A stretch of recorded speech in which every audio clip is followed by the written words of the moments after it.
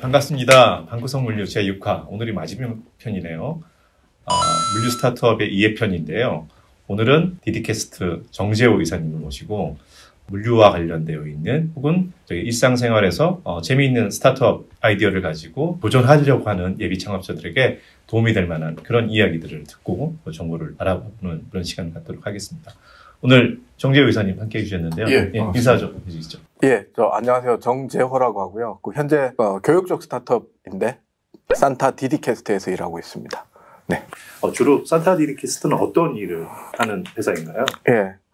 시작은 항상 거창했죠. 대학 하나를 없애고 싶은 미션인데 언젠가는 우리가 하는 교육들이 접근성이 다 해소가 되면서 동영상 기반의 온라인으로 가지 않을까라는 생각을 가지고 그 꿈은 그렇고요. 현재는 지금도 아마 우리 하고 있는 게 충분히 저희 솔루션으로 가능할 것 같은데 온라인 동영상 교육을 쉽게 만들어주는 솔루션을 가지고 있고 그거를 이제 B2B 베이스로 좀 팔고 있습니다. 요즘같이 비대면 수업이 활성화되어 있고 온라인 관련되어 있는 세미나나 컨퍼런스들이 활성화되고 있는데 이런 사회적 분위기는 디디캐스트에게 좀 화학적 호재 요소가 있나요? 코로나 때문에 조금 도움을 받은 건 있고요.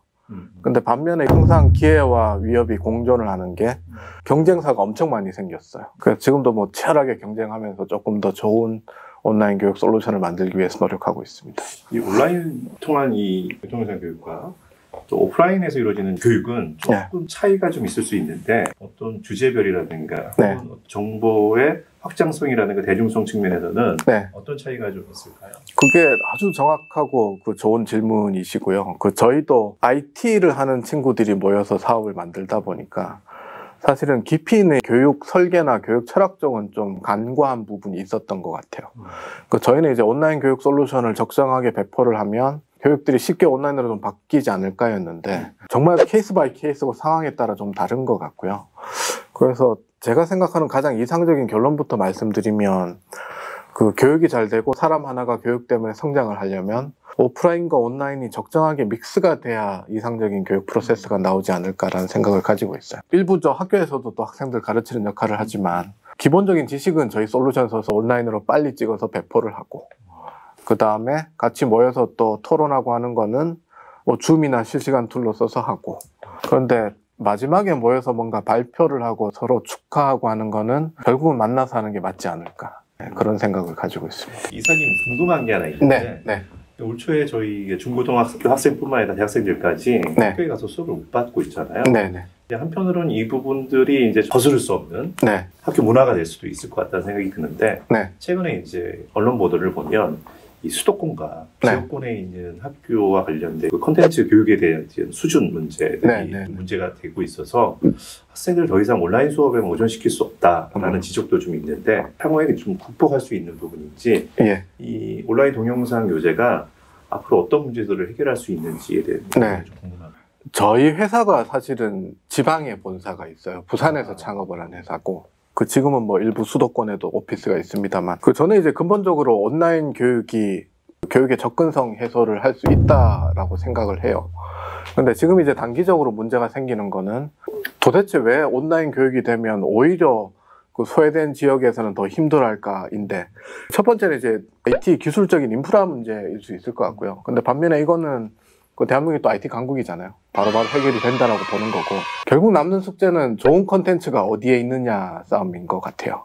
그러면 이제 지방 서울을 따질 때 지방이 상대적으로 소외가 될 수도 있다라고 불안해하시는 분들은 그렇게 되면 오프라인 수업을 할 때는 지역에 있는 여러 가지 기관들 통해서 직접 대면해서 봤는데 온라인 수업으로 바뀌면 좋은 강의가 서울에 있는 거 저거 내가 그냥 들으면 되는 거 아니야?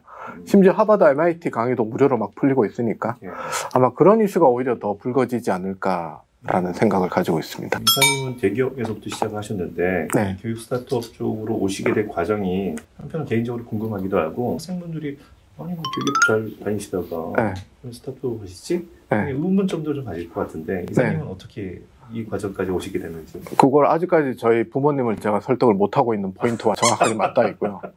원래는 SK텔레콤 통신사에서 15년 정도 일을 했었어요. 저는 그 경험이 되게 값진 경험이라고 생각이 되고 거기서 많이 배웠죠.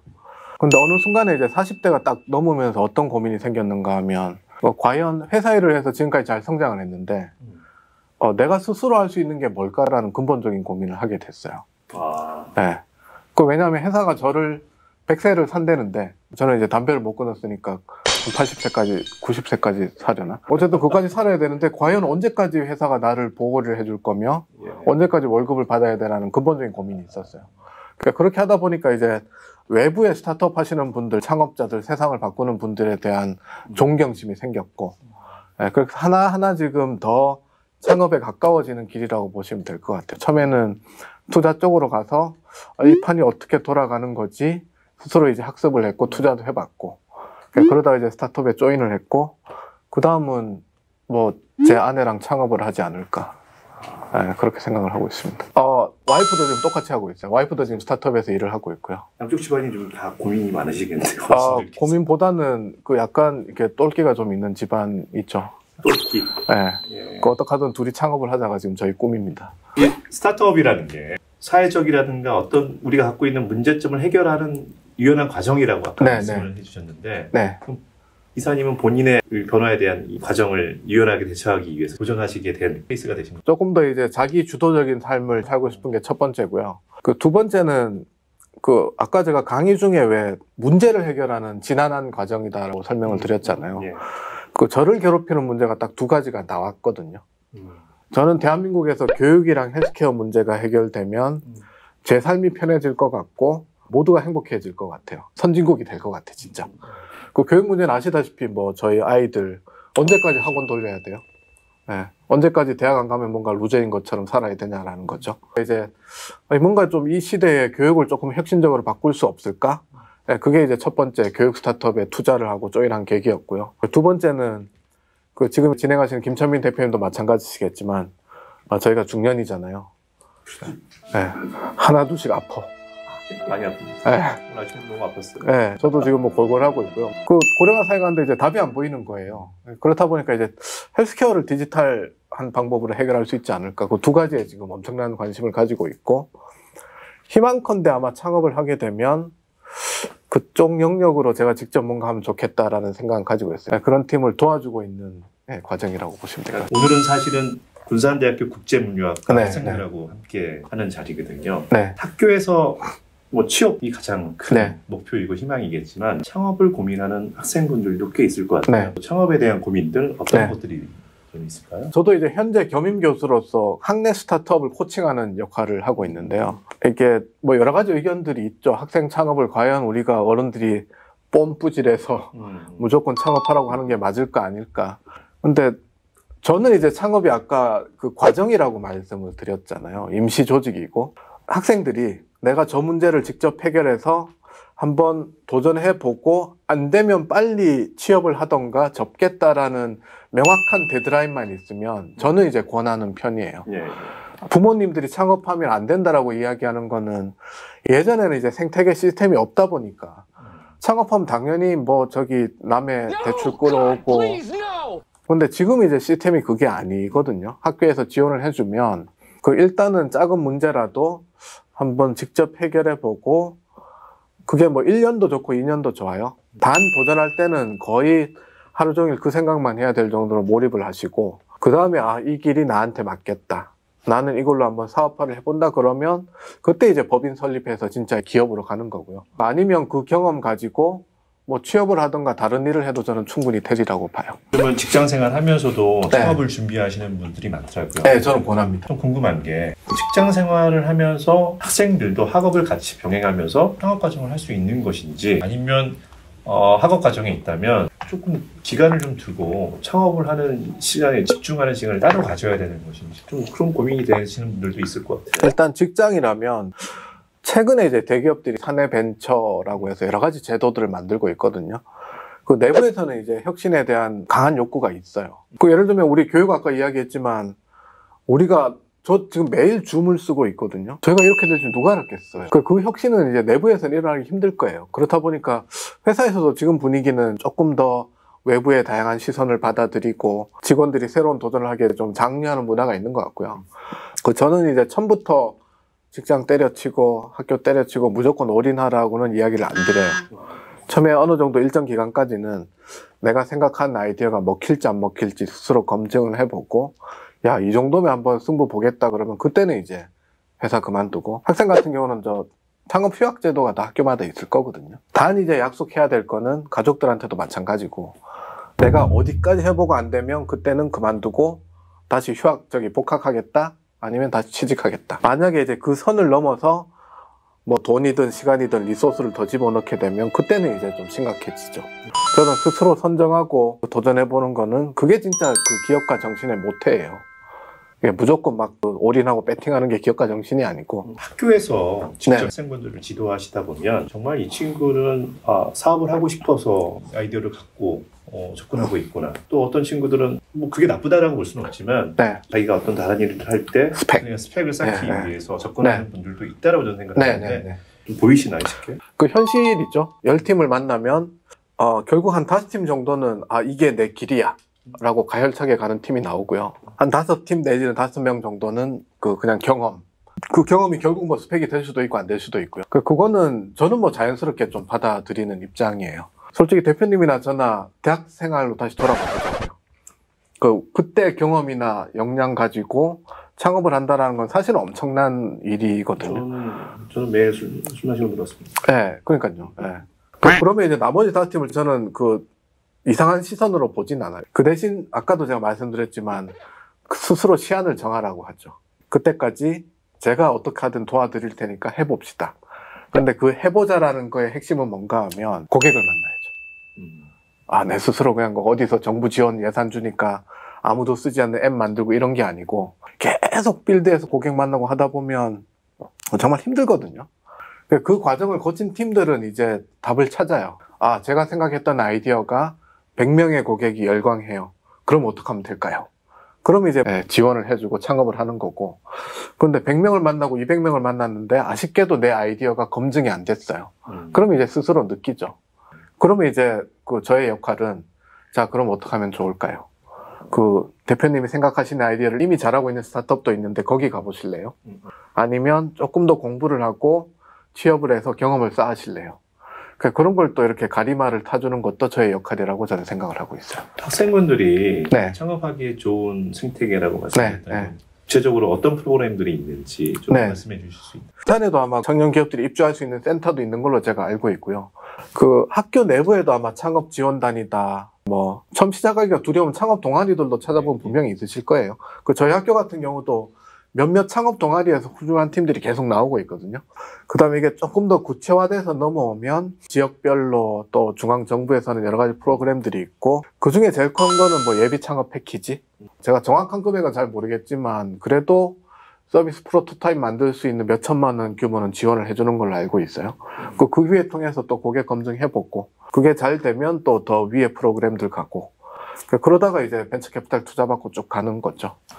학생분들이 사실 자기 돈을 가지고 창업하기는 엄청난 도전일 수도 있고 걱정일 수도 있는 것 같은데, 이사님이 보시기에 학생들은 적정 투자 수준은 저는 이제 시간으로 보면 주로 1년 이야기를 많이 하는 편이고요. 흔히 말하는 자본금 개념으로 보면 예전에 이제 제조업할 때는 1억 정도는 넣어야 이게 굴러가는 것처럼 봤었는데 지금 이제 그건 아니니까 학생분들한테 제가 이야기하는 거는 3개월 정도 3명이 바짝 알바해서 끌어당길 수 있는 돈이면 그거 가지고 한번 해보는 게 어떻겠냐가 저의 권유예요.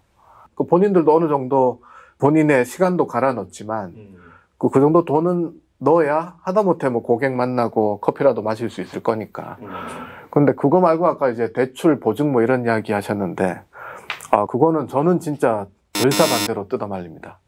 저도 원래는 창업을 할 때 너무 지원 프로그램, 정부 지원 프로그램 많이 받고 그거 속된 말로 체리피킹 하는 팀들도 있거든요. 어디 가서 얼마 받고 어디 가서 얼마 받고 그거는 이제 잘못된 거긴 해요. 그런데 내가 이제 이 길로 가는데 도움이 되는 지원이 있으면 그거 취하는 건 저는 맞다라고 보고 있고, 안 그러면 해볼 수가 없으니까. 시작 단계는 일단은 몇 명이 모여서 좀 괴롭겠지만 알바해서 돈을 모아서 그걸로 노트북도 사고 한번 시작을 해보시면 어떨까. 이사님께서 직접 이렇게 현장에서 보실 때 이 물류를 가지고 창업을 도전하고 있는 팀들을 좀 많이 보셨을 것 같은데 사실은 이 물류가 상당히 쉽지 않은 영역이잖아요. 제 관점에서는 제일 어려운 영역 중에 하나가 물류, 그 다음에 바이오가 아닐까. 네, 그런 생각을 하고 있어요. 바이오나 제약 뭐 이런 쪽이 어렵다라는 거는 다들 이제 그 직감적으로 아실 거예요. 그 학생분들이 이제 물류 그러면 첫 번째는 이제 유저 입장에서 많이 바라보실 거거든요. 근데 사실은 물류가 제가 제일 어렵다라고 말씀드리는 거는 우리가 눈에 보이지 않는 뒷단의 백엔드 인프라 그 운영 경험이라는 거는 저는 이거 하루아침에 되는 일이 아니다라는 두려움이 좀 있어요. 저 역시도 예전에 전 직장에서 쇼핑몰 하나 런칭을 할 때 그 뒷단에 이게 얼마나 복잡하게 돌아가는지는 그 직접 보고 정말 충격을 받을 정도였거든요. 미리부터 겁을 들이는 건 좀 못하지만 그 눈에 보이는 게 전부는 아닐 거고, 특히 이제 물류 관련된 학과라면 잘 아실 것 같아요. 그 고객단도 중요하지만 뒷단에서 이 프로세스 혁신을 어떻게 가져갈 거냐.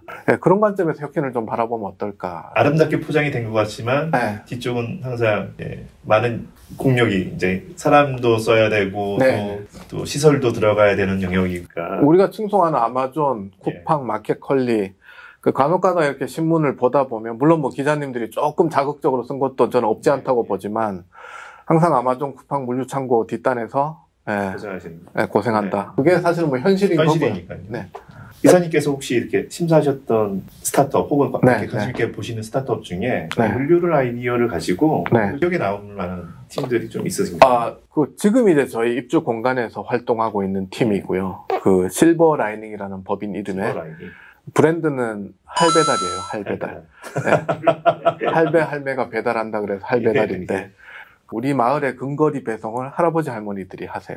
그러니까 사실은 저도 처음에는 이렇게 이런 표현 좀 그렇지만 영감님들이 하실 수 있을까 했는데 그 의외로 그게 그 지역에 계시는 노인분들한테, 노인이라고 해도 60대면 뭐 저보다 더 팔팔하시니까 그런 분들한테 아주 재밌는 일자리 경험도 제공하고, 저는 이제 그 질문을 했어요.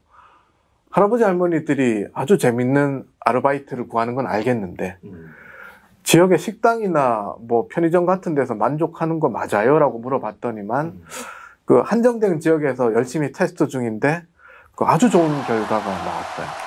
지역 단위에서는? 네. 코로나에서 저희도 주문해보면 어떨 때는 30분, 1시간 걸리는데 근데 여기는 그 동네에 있는 할아버지가 바로 뛰어오셔서 절대 교통수단을 이용하지 않습니다. 그리고 또 하나 이제 고객 관점에서도 보면 그 할아버지 할머니들이 딱 이렇게 친절하게 전해주는 느낌이 그 생각보다는 좋은 것 같아요. 사회적 연륜에서 묻어나오는 그렇죠. 친근감. 이거는 제가 절대 폄하하는 거 아니고요. 어떨 땐 또 배달하시는 분들이 바쁘시잖아요. 여러 군데 뭐 멀티로 막 돌아다녀야 되는데 이분들은 딱 깔끔하게 하나 들고 거기에다 딱 주고 가시거든요. 거기에서 나오는 여유나 반응도 되게 좋은 결과가 나왔어요. 한 가지 걱정은 이제 그 동네에서는 성공을 한 게 맞는데 이거를 확장을 하려면 도대체 어떻게 해야 될까? 그때부터는 이제 백엔드 인프라 싸움인 거니까. 그런 이제 고민은 근본적으로 좀 가지고 있고요. 마지막 질문인데요. 창업을 준비하는 과정에서 정말 이것만큼은 꼭 지키고 가자. 아까 강의 중에서도 제가 무한반복, 시행착오 이런 이야기를 원을 계속 설명을 드렸잖아요. 결국에 이제 그 포인트인데요. 특정 영역은 뭐 예를 들면 학벌 좋고 공부 많이 하고 그런 영역이 있긴 해요. 근데 다른 영역이라면 이게 단순히 머리 좋고 스마트한 거하고 약간은 차원이 다른 것 같아요. 내가 짧은 기간에 정말 계속 뛰어다니면서 고객을 반복적으로 만나면서 내가 생각했던 가설을 검증할 수 있으면 저는 한번 해볼 만할 것 같고요. 그 대신 데드라인을 정해야 되겠죠. 내가 어디까지 한번 파보고 안 되면 그때는 깔끔하게 포기하겠다. 그런 거면 충분히 이제 도와줄 수 있는 시스템도 돼 있고 한번 도전해 보시고 그런 측면을 하면 저는 창업 충분히 뭐 권할 만하다라고 보고 있습니다. 시작할 수 있는 용기도 있으면 끝낼 수 있는 용기도 있어야 된다. 끝낼 수 있는 용기가 더 큰 용기죠. 대부분 이제 시작을 하면 이거 무조건 될 거야. 그걸 이제 좀 전문 용어로 확증 편향이라 그러거든요. 야, 이거 무조건 된다고 할 때 그때 이제 벌어지는 일이 뭐 남의 돈 끌어오고 시간 무한정 갖고 그 다음에 뭐 남들은 이제 안 된다 그러는데 혼자 막 앞만 보고 달리고 주변을 봤더니만 주변 사람들은 다 번아웃 돼서 나가 떨어지고 이제 그런 일들이 생기는 거거든요. 그래서 반드시 내 생각이 맞는지 안 맞는지는 고객 통해서 검증하시고 팀워크 하시면서 검증하시고 그러고 이제 같이 한번 해볼 수 있는 거는 저는 뭐 충분히 할 수 있다고 보고 있습니다. 혹시 이 방송을 보고 있는 군산대 학생들 중에 사업 아이디어가 있는데 이걸 꼭 검증하고 싶은데 네네. 만나볼 분들이 좀 없다. 네. 이사님께 연락을 좀 드려도 돼요? 예. 뭐 대표님 통해서나 뭐 이메일로 주시면. 예, 물류 쪽이시면 같이 보면 될 것 같고요. 예. 그 일반적인 아이디어면 뭐 저한테 제가 그 강의사도 뒤에 이메일 남겨놨거든요. 아, 그러셨군요. 예, 그거 보고 연락 주시면 예, 제가 친절히 답을 드릴 수 있습니다.